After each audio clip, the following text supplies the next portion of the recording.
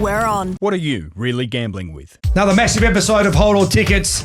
Derby weekends upon us. There's three big Group 1s at Flemington, the Golden Eagle in Sydney, and all three of us are lining up in the Coolmore. We are indeed, and we've got our first hot mic moment of the season, which will be this week's three voter in the Self Trumpets. Ooh, and Katelyn McDonald joins us again for another massive weekend in racing. Coming up now, Hold All Tickets. Welcome to another magnificent episode of Hold On Tickets, brought to you by Tab. Watch every race live this spring carnival across four main channels with the fastest live vision on Sky 1, Sky 2, the Flemington Carnival. What a massive 4 days coming up, boys. But let's just go back and look at how we dominated last week at the Cox Plate. nice early trumpet. We both $100 betting strategies turned a profit. I don't think we missed a winner. Apart from the Omen bets. Well, Beast Mode. Someone let us down. Beast Mode $5 on Thursday when we did the show. Jumped, paid about $3.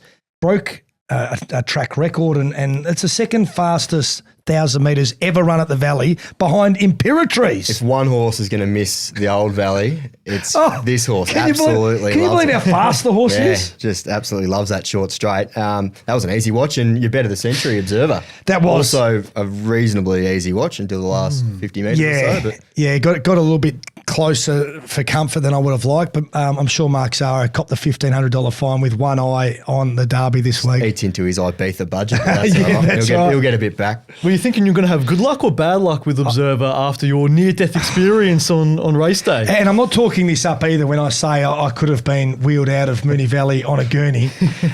Ducked up to the committee room just to say good day to the Channel 7 team.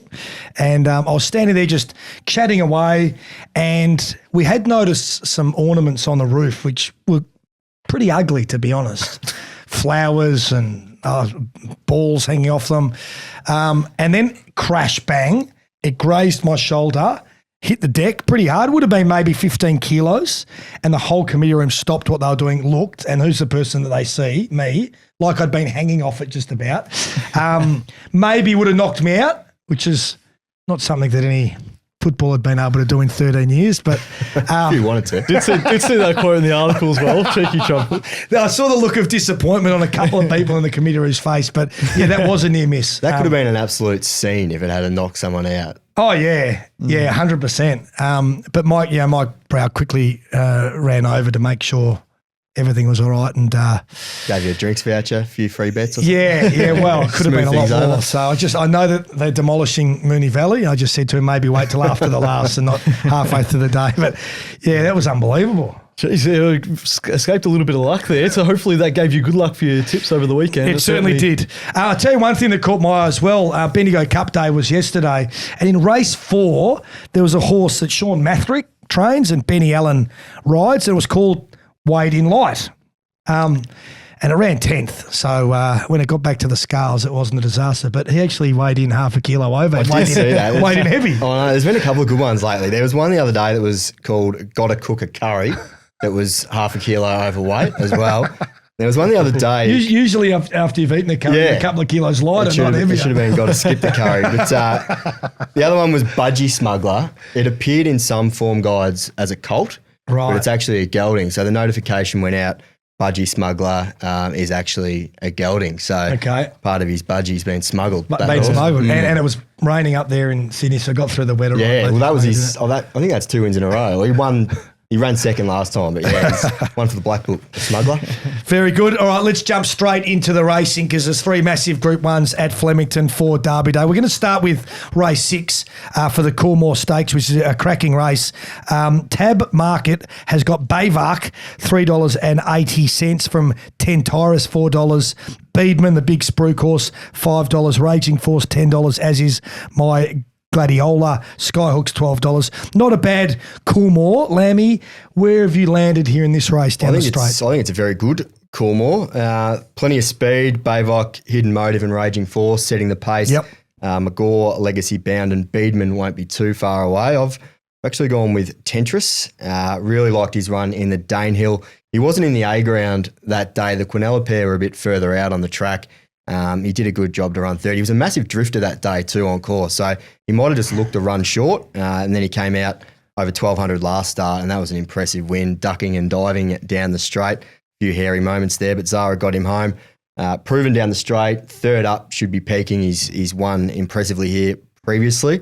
Options from barrier 5. I just think he's the horse with Beedman who will be peaking on the day. I'm concerned. Bayvok was that good last start, but it was such a spike peak run. Yep. Can he do that again? I'm not so sure. If he does, he's a superstar, but I'd rather be with Tentris third up. I'm in agreement. So that last furlong was just ridiculous in the Gothic, wasn't it? You would have torn up your tickets. Watching that race, it still got up to win.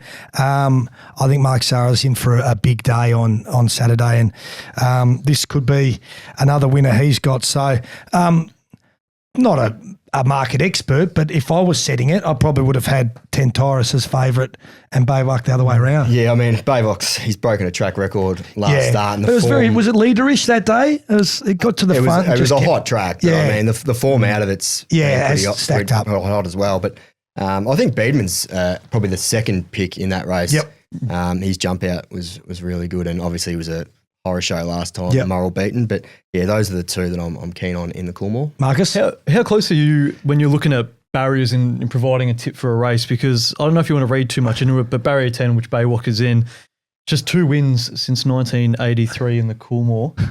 Do you read too much into it? I don't dive too deep into that. I don't like inside barriers down the straight. I think I was reading barriers 1 and 2 in the Coolmore have produced 2 winners since the year 2000 or something. Okay. So I much prefer horses drawn middle or outside gates in the straight races as a rule.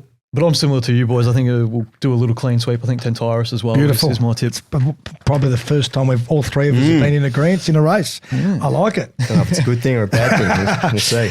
Derby, 2,500 metres. This is a magnificent race, obviously.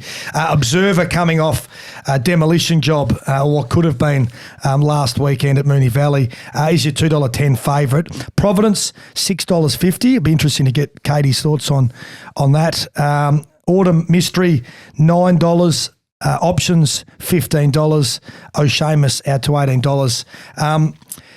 Observer, the clear pick. Is that where you're landing?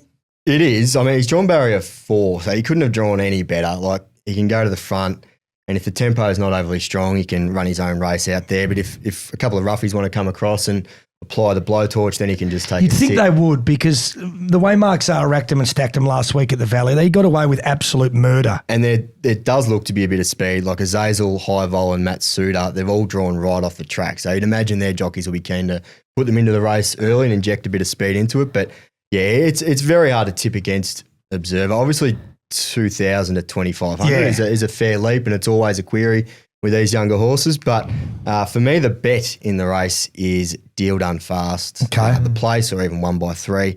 I thought last start was a really good Derby trial in the Norman Robinson over 2,000. Made an early run around them. Looked to peak on the effort at the top of the straight, but then once he got balanced up, he was really strong the last 50 metres. I thought he was savaging the line there, and looks a horse that's really going to appreciate the step up in distance. Yeah. And it's drifted a lot in price. What do you make of that? It was about 17 and now it's into 40s. Yeah, I've backed it at 17, which is terrific shopping now that it's $41. But it might be barrier. I know, it might be barrier 1. They might have priced it thinking that it's going to be buried back on the fence, but I'm not so sure it's such a bad thing because, look, he drew 12 of 12 in the Derby trial. So it was more a case of dictated to by the barrier, had to go back for a bit of cover. Watched his replays. He's not a terrible beginner. So if he can land in the first 6 or 7 in the run, I think he's a great place bet in this race. Okay, you can live with a drift from 17s out to 21s, but when it goes to I couldn't believe it you when have to bet again, surely. When they reopened the market at 41, Double down. You had to have another crack. Unless he's lost a leg and I'm not aware of it. Yeah, I'm with Observer like I was last week, but short enough at that price with the unknown about whether it can run the trip. So it'll be my best, but as a multi, so stay tuned for that. Next best bet of the carnival. Yeah, like it exactly. was last week. Exactly. And then we get to the tab Empire Rose as well, the third and last Group 1 of the day, race 8 over the mile. Fangirl is $4 favourite, holding that price just from Pride of Jenny, who's at $4.60. Like a Lucy, $6. Idle Flyer is $7, and then double figure odds for the rest of the field of Bounding Azura, Damask Rose, Splashback, Bennegill on display in Firestorm. Lamby, this is a really good race with some Sydney siders coming down. Yeah, it looks a fairly straightforward speed map as well. Pride of Jenny obviously leads. Idle Flyer probably gets to second. I don't think a bounding will be too far back from barrier 1. First time at the mile is the query with her, and I think Lazura probably goes forward as well. But I'm quite keen on a black booker here, a hat black booker like a Lucy. I think her 2 runs back been outstanding. Came from last to finish 4th to Lazura over 1400 here, and then stepped up to the mile in the Toorak, chased home Transatlantic and Evaporate. Transatlantic has come out since and won with a leg in the air. So I don't have any issues with her staying at 1600 because it's going to be a proper mile test with Pride of Jenny. So it might suit those horses that are really strong 2,000 metre horses. Hopefully lobs around midfield from barrier 3, but I'm quite keen on her at the price as we record this. Yeah, I was with Idle Flyer. The Maddie Smith horse hasn't hardly put a foot wrong this preparation. Got beaten by Perfumist and then turned the tables last start. $7 to me was a pretty good each way price for a horse that's in really good form that loves the mile. I think Fangirl is definitely a false favourite. I don't like a bit like Mr. Brightside. I don't like backing her in races where Pride of Jenny is engaged. I don't have the stats in front of me, but I think more often than not, Pride of Jenny has brought Fangirl undone. Does look to get the ideal setup though. Good track over a mile. That's her sweet spot. But the other one I wanted to mention was Pride of Jenny. Her form seriously yo-yos these days. She's gone last win, 9th win, 10th win, 7th win. Maybe. But that's why I'm tipping it. I mean, she does look to get a fairly comfortable lead. But yeah, I think Like a Lucy's the horse to beat. That's the 3 Group 1s in Melbourne. Now let's have a chat to Katie McDonald up in Sydney, who will hopefully be in agreement with some of our tips. And joining us on Hold All Tickets is the magnificent Katie McDonald. How are you? How was last weekend? Another great thrill winning the Cox Plate with J-Mac. Yeah, it was awesome, Browny. It was a top day. Like, honestly, still in shock that she won. Like, from about the half mile onwards, she just didn't quite toe James in like she usually does, and I was a bit worried that that Buckaroo he was still on the bridle and looked like he was full of running, but she dug in like a champion that she is, and every time Buckaroo got to her, she just kept finding a little bit, and it was an awesome day, and to win the last Cox Plate as we know it was pretty special. You can do ratings and speed maps and last furlongs, but ticker and will to win is one of the intangibles, and she certainly showed that. Just on that, do you think we've seen the last of Via Sistina? She hasn't quite come back the same horse, but still a superstar. Yeah, it's interesting. I feel like she'll nearly race again. We might see her on the last day. And I was just listening to Chris Waller during the week doing one of his interviews, and seems like she's not at her best, which is a little bit scary, isn't it? And he knows his horses so well. His team obviously just works so hard, tirelessly around these horses. And gee, if he thinks that there's still another one in her and she still hasn't peaked yet, well, yeah, why not have another crack? She's a top racehorse. We've seen that, and if they go again, she's going to be awfully hard to beat on that last day. Just before we bounce into this weekend's card at Flemington and up in Sydney, how did you celebrate? We actually went and celebrated with Tom Preble, so it was really lovely end to the day. It topped our day off seeing that young man. What a warrior he is, and he's smashing it out. He's physio and he's doing really well. So it was, it ended a top day. Brilliant. Katie, you won your Group 1 at the Valley. You weren't one of the people trying to get a piece of the rail at the end of the day, were you? A bit of a memento? No, I know I love the Valley so much, and it was a little bit sad leaving there knowing that it's going to be all changed. But no, I didn't get a piece of running rail, but I did see people on the way home, and they had all this running rail, and they had all this plastic from the running rail. I'm like, what are you going to do with that? They're like, we're going to frame it. I'm like, right. It was a weird conversation with the Uber, I reckon. Trying to fit a big rail through the car. Looking ahead to this Saturday at Flemington, 3 Group 1s, obviously one of the bigger racing days on the calendar. Do you have an opinion in the Coolmore? I do. I think Bayvart will win it. I really do. I was sort of looking at Tentyrus and that really good performance at Caulfield, where he, was a bit luckless, it still had the audacity to get up and win.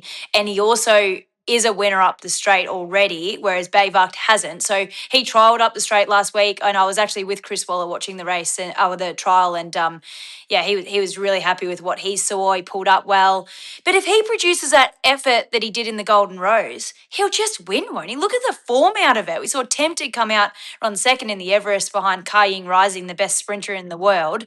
We've seen other horses come out of it as well. So. Of course, Autumn Boy come out, won a Caulfield Guineas, and there's been a couple of others. So I think he'll win. I think Tentyrus is a top horse. I'm not knocking him. I think he'll run really well as well. Beedman trialled exceptional up the straight. Yes, it's going to be a great race. It always is, but I think Bayvakt. Yeah, hard to argue. What about the Derby? There's a shorty in that Observer. Brownie's bet of the century last week on the quick backup. Is he the horse to beat? I'm going with the other horse. I'm going with Providence here. Look, I'm no knock on Observer. I thought he was brilliant as well, and he's obviously a classy horse. But at the odds, I thought Providence represented good value. $6. I thought his run was fantastic. I think he wins the race if he was able to sit a little bit closer and just be there sort of to pounce. I think Flemington, big track, will really suit him. I think Providence is the way to go here. Yeah, no, fair enough. It looks a good race for exotics, actually, the Derby. What about the Empire Rose, the last of the Group 1s in Melbourne? Fangirl. My best bet. She will be so hard to beat in this race. Last time she was in Mare's company, she won the Queen of the Turf in the autumn. She loves Flemington. I think her stablemate like a Lucy with the one-eyed blinker on just to sort of help her straighten up because she was awesome in the Toorak. If she goes straight, she gives that a good old shake. And I think Lazura, I've got so much time for her. She didn't like a Lucy sort of hanging in all over her. And then you can't, like, Pride of Jenny back to Flemington. If she gets her way in front, she's going to be hard to run down. But I just think Fangirl's the class of this field. I think she's going to be really, really hard to beat. Yeah, we're team like a Lucy in here, but that's all right. We're gonna. Well, if the rain comes too, she'll be hard to beat like a Lucy. But she needs to sort out going straight. Yeah. You can't win Group 1s running sideways. Exactly right. We'll swiftly move over to Randwick and the Golden Eagle. And obviously James is staying in Sydney to ride Autumn Glow. Has he made the right call there? I think so, and I hope so. I love Autumn Glow. She's one of my favourite all-time horses, honestly. I just love what I see. There's something about her. We all see it. She's got presence. She's got this unbelievable economical action on her. She handles all conditions that we've seen. I think the Japanese horse is going to be hard to beat, Panja Tower. Just looking at the way that he's thrived since he's been here in quarantine, his gallop looked exceptional. We've had a little bit of rain here, and they're not used to the sort of soft conditions. So if it happens to be on the softer side, look, how do you knock her? She won an Epsom handicap with 55.5 kilos. She loves Randwick, the 1500. This is going to be her toughest test, but and then you throw in linebacker. He was exceptional winning last start, and we put the writing on the wall with his trial against Kaying Rising. So yeah, he's another horse. Look, it's not going to be a walk in the park for Autumn Glow, but we're going to have to see her tested, which is also exciting too, because what is under that bonnet? Katie, when J-Mac is making that decision, is it around the relationship with the horse? Is it around the type of race? Is it around the prize money? Because obviously it's a $10 million race. Like, do all those things go into his decision making, or is it just a case of he loves the horse? Chris Waller wants him to ride her, and so he stays in Sydney. Yeah, it's interesting. It's a whole bunch of things, really. Like, he does love this horse, and he's always thought she's a superstar. And yeah, he's obviously giving up a good book of rides at Derby. So that's say no more, really. Like, that's obviously how much he thinks of this horse. So yeah, for him to stay in Sydney, I'd say it's definitely on the horse's ability. And yeah, I can't wait to see him back on her. And yeah, it's super exciting. And I suppose she's unbeaten too, so there's another sense of pressure on this horse, which is another thing that they've got to contend with, I guess. Because he would have been riding Providence and probably Fangirl. Yeah, yep, definitely, yeah. Yeah, I say he would have had the choice of a few in the Coolmore as well. Yep. And it's an intriguing field in the Russell Balding. What do you make of that race?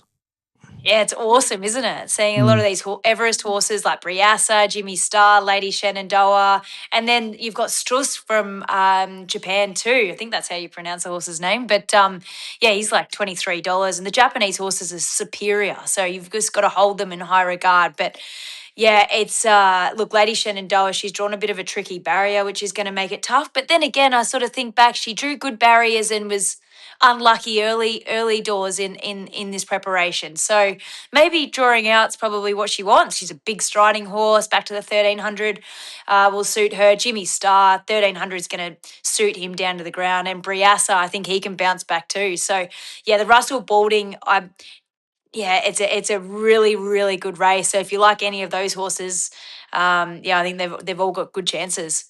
Do you have any favourite memories over this weekend and previous years? At Flemington? Yeah, just at Flemington throughout like Derby Day and in the Golden Eagle time. Yeah, I definitely love Derby Day. It's as a spectator, one of my favourite days to go to the races. So I'm missing out on that Saturday, which is disappointing. But I've had some good races on the day as a jockey. It's just always a good day. I don't know. Everyone's just so excited to be at the races. It's like the crowd's electric out there. It's just really, really, it's just a top day. So hopefully the weather's kind to all the Derby race goers on Saturday. And yeah, definitely a favourite day of mine. You're a bit of a fashionista. A couple of years ago, I wore shorts when the VRC opened it up to wear them, and I got bashed from pillar to post. Now, I don't think I'll need to wear the shorts this year because it's going to be raining leading into the Cup. But for someone that knows nothing about fashion, what should we aim for? Definitely black and white. This is why I've worn my jacket. I'm a traditionalist, so definitely black and white. You cannot wear any other colour on Derby Day, that's for sure. All right, no worries. Very, very good. What's your week look like? It's pretty busy, actually. So we'll Golden Eagle on Saturday, and then we'll make our way down to Melbourne for Melbourne Cup Day, which I'm looking forward to on Tuesday. And then, of course, the Oaks and the last day of the Carnival, which looks like a beauty. Magnificent. I see just behind you there's the spare room in the trophy cabinet for another trophy, so fingers crossed. Yeah, doesn't the Melbourne Cup look like it's shaping up? It's going to be a great race. I'm hoping Maidan's the one this year. Yeah, well, thanks for joining us. We'll speak to you again. You're joining punters again on Monday for your tips for the Cup. So thanks for joining us on Hold All Tickets. Thanks very much for having me, guys. Cheers, Katie. Thank you. We're on for spring racing. Watch every race live with 4 live channels, plus the fastest vision on Sky 1 and 2. Trials, replays and previews, all on Sky Plus on the Tab app. Tab. We're on. What are you really gambling with? Thanks to Katie, as always, a magnificent chat. And let's bounce straight into the Golden Eagle because her husband, James McDonald, chose to start up in Sydney and ride this superstar Autumn Glow. He's $10 million might have had something. Well, the to do with it. opportunity cost, how you weigh it up, because as you mentioned, Katie said he would have had the pick of some very nice horses, and he dominated He rode the Flemington a treble Carnival last Derby Yeah. Day. So On his way to a great record-breaking carnival, wasn't it, over the 4 days? It's a fair push that he thinks Autumn Glow is going to remain unbeaten. Yeah, and going forward, you probably want to be on one of the best horses in the country that's unbeaten. Yep. Yeah, I think, look, it's a wide open race, and it's not a race that I want to have a bet in. I hope she wins to keep the streak going, but you could have 4 or 5 bets in this and still miss, I reckon. It's a cracking race. I mean, Linebacker trialled better than Kaying Rising and then absolutely romped in first up. So he's clearly come back in serious form. And then you've got the Japanese horse. I mean, they always stack up, especially if it's a dry track.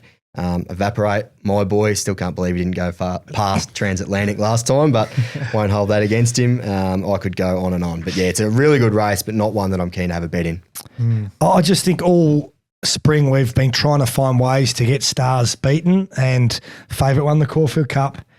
We had Kaying Rising potted all week, come out and blow them away in the Not Everest. all of us did. No, not all of us. Via Sistina wins the Cox Plate. Champions find ways to win races, and I do honestly think Autumn Glow is a champion already, but could be a superstar. I don't have the odds in front of me, but do you think 220 is Short enough. Yeah. And because of that, I'm going to do something very similar to what I'm doing with Observer. roll it into a little multi in my best plays. So like it. Yeah, because I do. Little teaser for later Yeah, on. little teaser. So, and that multi all of a sudden, if you can get 3 or 4, could be a great price. And you can't forget there's a little Omen Bet member in this race as well. We're fully lit. Yeah. So It is too. That's the might have to do a little place bet for that one. $10 the place the other week, wasn't it? That you landed. Another big race up there is race 7. This is 1,300 metre Russell Balding Stakes. Cracking race, this one. Tab market is Jimmy Star, $2.80. Clear favourite from Lady Shenandoah at $5.50. Briasa, $6. War Machine, $8.50. Private Eye, coming off a last start win, $9. Rothfire, Strauss, Marzu, With Your Blessing, and Calibus. Jimmy Star deserve favouritism here. Yeah, I'm pretty keen on Jim Bob here. Probably the run of the race in the Everest behind Ka Ying Rising. I know Tempted beat him home, but she had a beautiful run on the fence. No weight on her back, was entitled to go past Jimmy, and she did. But I thought his effort was really good. Only 4th up for the prep, so still a bit of improvement to come. Won the all-aged here over 1,400, so I like the step up in distance. And we saw last time that he can be closer in the run. He doesn't have to be right out the back. So I'm hoping that he lands around midfield from barrier 4. But yeah, I'm quite keen on Jimmy. I think Private Eye's a danger. The old fella, he's absolutely flying at the moment. This is harder than last time, but he just never runs a bad race. And Nash will put him into the race early from barrier 11. But there, I don't think the chances end there. Lady Shenandoah, I'm just worried about the gate. I'm not sure where she gets to in the run from there.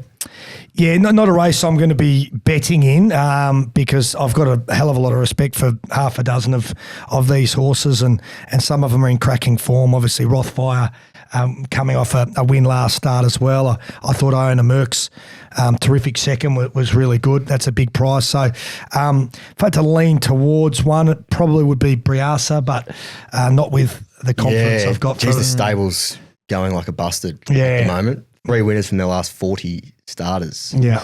And a lot of those have been in the market. Return on investment minus 80% for the last. Yeah, there was a $1.60 pop that went under yesterday as well. Not having a great run. And War Machine was the other one who he underperformed in there. I thought he'd go a lot better than he did, but probably entitled to another chance given his previous form. It was outstanding. No, Does that's suit him fair. a little bit more this race, War Machine? Potentially, maybe looking for this distance now. I know he won the Stratty over a bit further. So, yeah, maybe he just had a bad day, as horses do. Antino in the Cox Plate, for example. So, yeah, he could bounce back. The 5 majors on Saturday, 3 down here at Flemington and a couple of big races up in Sydney. Now it's time, Lamby, for Self Trumpeters. Has there been as much activity this week as there was last week? There's been a bit. I'm looking forward to the 3-voter particularly, but we'll start with the 1 vote. Prince Rubiton, he's polled a couple of times, so I think he might be on 3 votes now, nipping at the leader's heels. But he posted, it's going to be a long week for many on racing Twitter on Observer at $26 for the Derby. Translation is, I am on Observer at $26 for the Derby, because he tweeted it not that long ago and just wanted to remind everyone that he's got some juicy overs. 2 votes, Manny Galagotis in the votes again. You could have got big odds for Manny at the start of the season to be leading Self Trumpeters, but he's on 5 votes after back-to-back votes. So the theme last week on social media was punters posting their favourite races or memories from the Valley before it gets torn down, and Manny took it as an opportunity to give his own bugle a good old blow.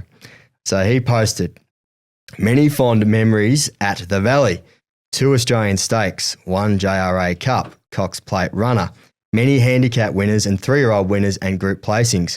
Mourinho, Havastan, Cornella. He gets Havastan into every single tweet. I don't know how he does it. And then he finishes with Bone Crusher, best win amongst plenty of others, Kingston Town, Winks dominance. But the majority of it was about the Gallagher High State. Now, I've got to say, because he tweeted during the week and he said that I didn't support him the way that he probably felt. So I'm just going to say that's a bit harsh. I wanted to give him another 2 votes because I could see that he's got a sense of humour. So he didn't take the 3 votes badly, so I thought I'll go again. But the 3 votes this week, someone very close to the show, particularly close to me right now, Campbell Brown.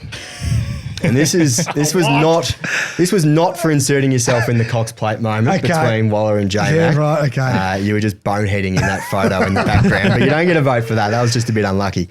You do get 3 votes for this, though. We had our first hot mic moment for the year. Could have said anything. I'm not sure you were aware that Brody was still recording last week and you produced this absolute perler of a trumpet. Let's go to the audio. The last big Halloween party I went to I was in LA. I went to Hugh Hefner's Playboy Mansion. Jeez, as you do. That's getting into Self Trumpeter votes next week. I set it off air. The camera's up. Are you still recording?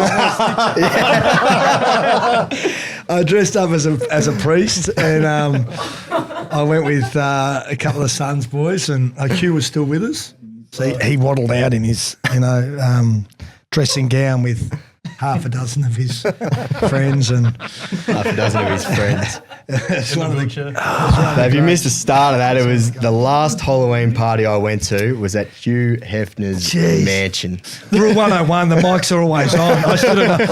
I trusted you far too much in this room. I can't believe it. You weren't a half lesson. But it's always been a kid's dream one day to go to Playboy Mansion, surely. Not dressed as a priest, but yeah. 3 votes, Browny. Welcome to the leaderboard. Yeah, well-deserved. Great stuff, Lamby. That's magnificent. Great stitch up too. Black Bookers time. And I know that we removed it from the Black Book, but we did mention it last week. Pinot Nero lobbed again on Friday at $9-ish. No, we might have gone a little bit early. I know, I should have left it in. That omission. Who have you added and who have you subtracted? Been in quietness after yesterday. Seemed to have every chance in the Bendigo. It wasn't a bad run, but I just don't think there's another race in her this spring, particularly in that distance range. She's not going to the Cup and wouldn't be a chance there anyway. But I'm adding Bohinia, who was excellent, 5th to Steffi Magnetica in the invitation last week. It was a $31 chance there and was pretty unlucky not to figure in the placing. So maybe a slight drop in grade, staying at 1,400. I think she can get the job done next start, maybe at a good price. And the other one, I'm concerned about this pronunciation, Te Na O Lele, which is a Samoan phrase that translates to beautiful girl. Okay. So she goes in the Black Book. Nice. Very unlucky running the Crockett last Saturday, just found rump after rump in the straight, had a lot more to give. She's actually on the quick backup in the Vanity this week. I don't know if she can beat She's an Alibi. So not a confident play, but can definitely figure in the finish. And the 3 that we have coming up, your man Hey Joe is in race Last 6 chance. at the Bull on Thursday. $18 barrier 1. He's on notice, but top 3 chance. You were happy with his run last start. I didn't think it was that bad.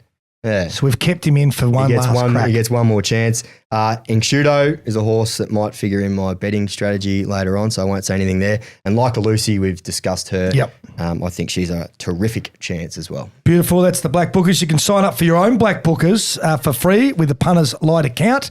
Head to punters.com.au to sign up today and don't miss any of those winners because we have been finding plenty in the Black Book. Now it's time for best bets. Yep. My best bet, I'll go with Like a Lucy, $60 at a decent price. So I think she can run down Pride of Jenny in the Empire Rose. And the other bet I want to have is Ingshudo. I think it's in race 4, 20 each way at around $20 as we record this. I thought it was a really good run last start. Similar sort of race. It says that he's up in grade, but similar field, drops to 53 kilos, gets the right run in transit. And I think the price is, I guess he's more of an unfashionable galloper, lesser known trainer, still a big name, but not a Waller or Ma type trainer. So that's why we're getting a big price for this horse. All right, I'm having 2 plays. Flemington race 6, number 3, 10 Tyrus. I just think it's one of the better bets of the day anywhere in the country. Having $60 on it at $4, absolutely super, as we touched on earlier, to finish off in the Gothic, and that's the horse I want to be on. And then I'm having a $40 3-leg multi. We're going to start with Flemington race 4, number 1. Get a good feeling. Yep. That's about $1.60. So it's a horse that I think will win, but it's too short. Into Observer race 7, number 1 to win the Derby, 210-ish. Into Randwick race 8, number 14, Autumn Glow. Love all 3 of those. Can't back them individually or make them a best really, but if you put those 3 together, you're getting $7.50. And if you want to be a bit more courageous than I am and actually throw 10 Tyrus in as well at the $4, you're getting close to 30 to 1. So they're going to be my two best bets of the weekend. Yeah, Fingers crossed. I think Get a Good Feeling does look the multi-anchor Yeah. this weekend and probably wins this race on her way to winning the Oaks, hopefully. Correct, Marcus. Yeah, it was slim pickings for Omen bets this week, but considering your 3-voter Self Trumpet, it comes in with good timing. Going to go Eagle Farm, race 10, number 17, Vegas Raider. Vegas Raider, obviously, maybe might be pulling out that Samoan phrase the next time you're in the Playboy Mansion, Browny. Nice. And so You I've didn't been. want to have a crack at the phrase? Oh, absolutely not. Before we finish off, I thought that one of you might have alluded to this, but we've got through to the end of the show and no one said a word. Last week's quiz. Anything you want to tell me? Well, I actually thought he might open up with a public Yeah, apology. well, that's what I've been waiting for because momentum is a big thing. And I know you said, Lamby, on the text, you wouldn't have won anyway. But No, I didn't say that. He said that. I feel like had I got that, the whole quiz might have changed. Now, what we're talking about is you said who of these people haven't won a Cox Plate? And and I Gay. quickly threw out Gay Waterhouse Yeah. because I knew. And then you said, nah. And I said, oh, God, geez, it's one of those ones that I thought I knew and I didn't actually. It changed the whole momentum didn't of the it? quiz. I'm hearing didn't some it? arguments to the Quizmaster, and I'm not sure that will go down well, Brownie. Maybe we might have to tailor it a little bit next time. So no, as soon as that show went up, a couple of our listeners let us know that Gay had they were won right a onto it, plate yet. actually. So thank you. I'm going to take that as win? yeah, I Token think win. so. Yeah. They'll hand me. I think it's a dead ball. Okay. There's no result. That one. Okay, scrub that from the results. No, very good. Great show. That's another episode of Hold All Tickets brought to you by Tab. Follow the Hold All Tickets page on Bets Friends to copy all our tips for the weekend and plenty more. Thanks for joining us. We'll see you next week.